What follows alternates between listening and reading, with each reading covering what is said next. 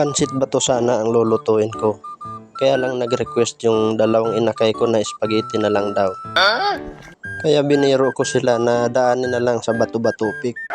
Kung sino ang manalo, siya ang masusunod. Pero joke lang yun.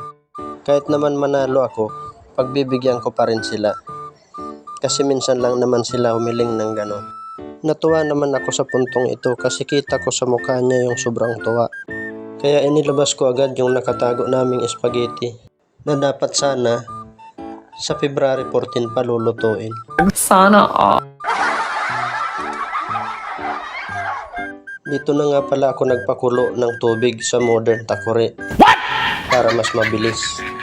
Pagkulo, saka ko isinalin sa kawali. Sabay nilagyan ko na ng kaunting asin at kaunting mantika. At isinunod ko na yung spaghetti noodles. Habang pinapalambot natin yan, maghihiwa na tayo ng mga sangkap. Huli na nga pala nang nalaman ko na wala na pala kaming cheese. Pero tuloy pa rin ang laban. Tinamad na kasi akong pumunta sa tindahan. Kaya pagpasensyahan nyo na. Walang cheese ang spaghetti natin ngayon. Pagpasensyahan nyo na rin ang boses ko. Sumusunod lang ako sa uso. Pero mga ilang araw siguro baka babalik na rin yung boses ko na ala Michael Bapper. Ala Michael Bapper.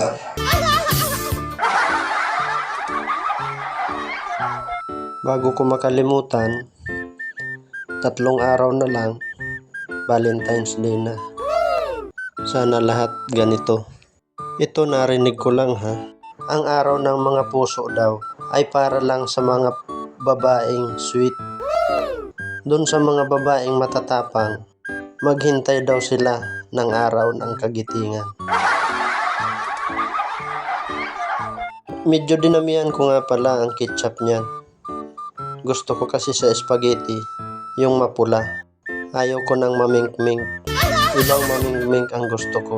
At syempre, mas masarap din kung mamula-mula. Alam ko na ang iniisip nyo. Nagkakamali po kayo.